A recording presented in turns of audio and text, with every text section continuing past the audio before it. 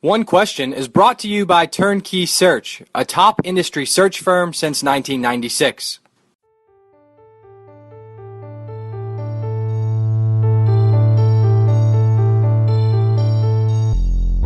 Greetings, this is Tai Brown and welcome to One Question.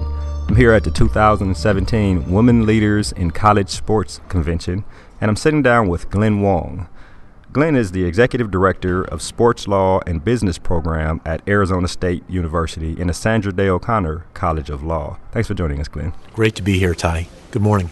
Glenn, you've done some interesting research recently on athletic directors and really just people, executive level positions in sports. Can you give us some background on that and really how it ties into here with the women leaders? Great, sure. I'd be glad to.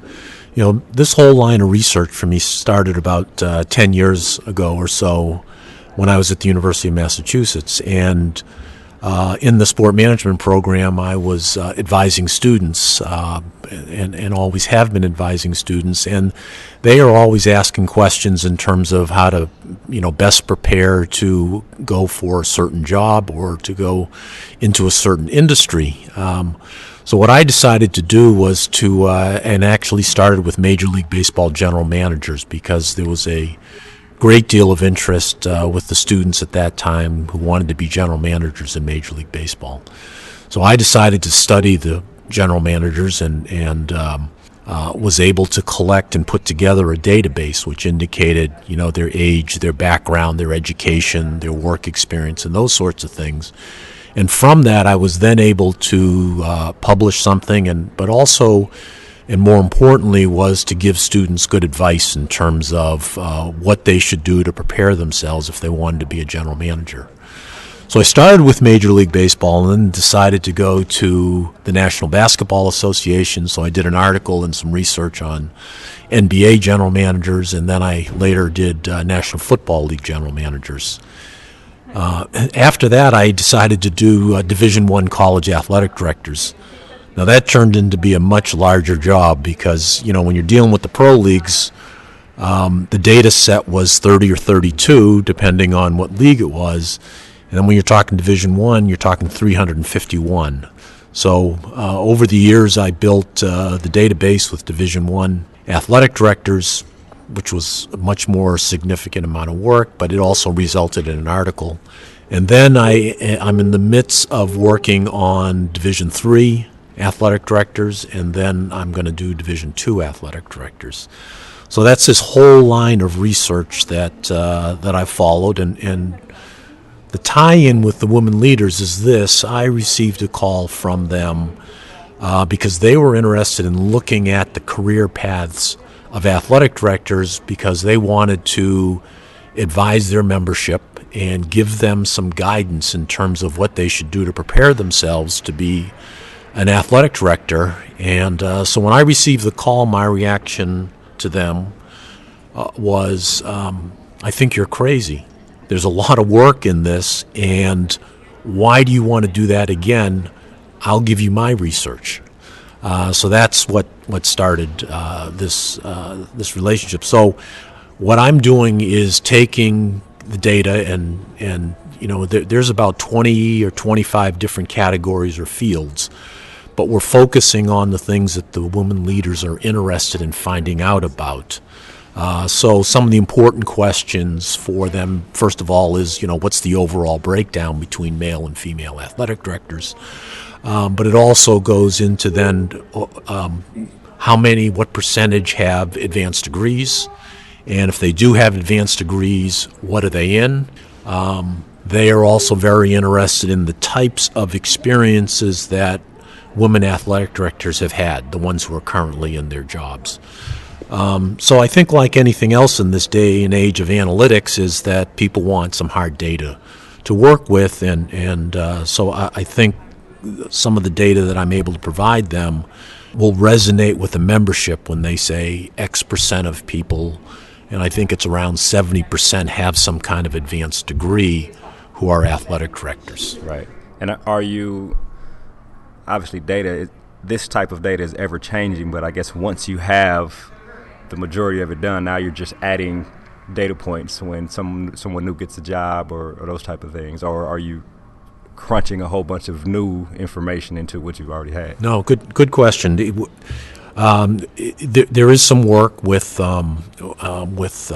keeping this data set up to date, but the initial hard work was putting it together the first time. Right, exactly. And then, for example, in the last 2 years, there have been in Division I about 60 or 70 new athletic directors. So 60 or 70 of those have to be changed. Right. Now, the advantage of having this, though, is that, and one of the things I've been able to provide is what's happened recently. Okay. So the numbers indicate that there has been an increase, for example, in terms of the number of women athletic directors in the last 2 years. Right. So it's good for tracking to see if there's progress in certain categories. And there's all kinds of interesting things that I think might come from this research. So, for example, I think the data is going to show that the background and experience of Division III athletic directors is different than Division I athletic directors. Right. So the advice that the women leaders might be providing those that have an interest in the Division I AD job may be different than Division III. I see. The data can be used. And that'll be, for the membership of women leaders, that'll be excellent information, especially for the young people who want to get into college athletics and want to strive to be at the top, or they may see the data and see where some other people fall and decide that's not the path they want to go. So I think it's excellent information. Yeah, I think your point on young people is very well taken. I think the people who are earlier in their career have more probably opportunity and flexibility to do some things.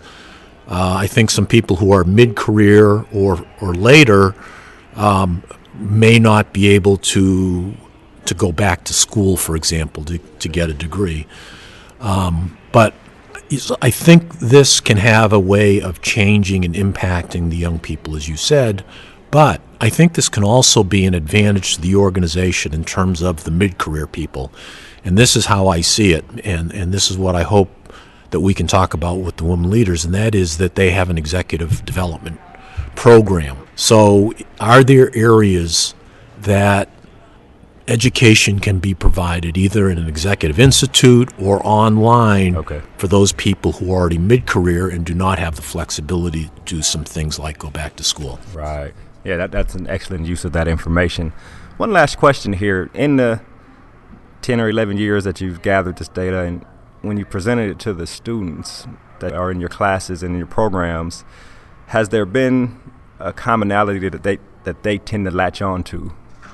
Meaning, if I'm a student and I see the set of data and information on the paths that people took to get to their executive level position, is there, when you're dealing with the minds of young professionals and grad students and undergrad students, is there something that they grab onto that you see most of them say, okay, I can accomplish that at least on my path? There's something in the data that's... Yeah, they do grasp onto it, but I will say there's some nuance to this because, and this is where some individual discussion and coaching comes into play, and that is I think you actually have to break down the data set.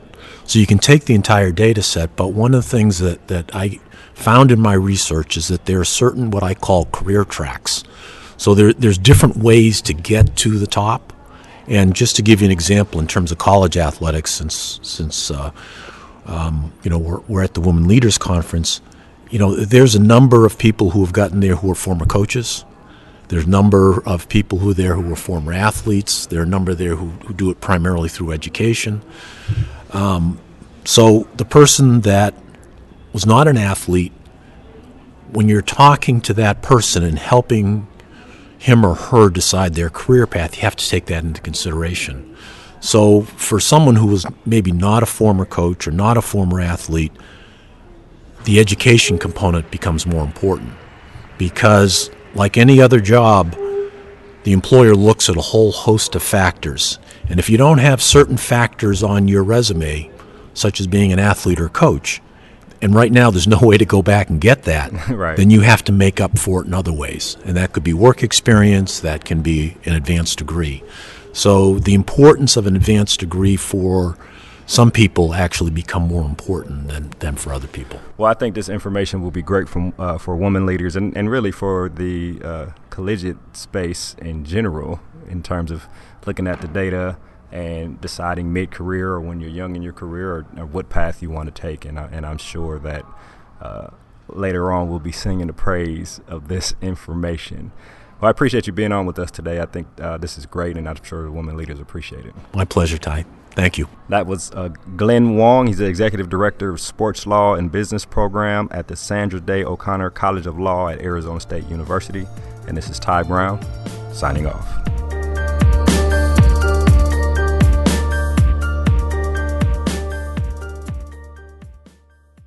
And that's today's One Question, brought to you by Turnkey Search, a top industry search firm since 1996. One Question is designed to give D1 Ticker subscribers valuable insights on how executive leaders in college athletics think about key issues on their respective campuses, in their departments, or within their leagues and conferences. One Question is brought to you by Turnkey Search, a top industry search firm since 1996.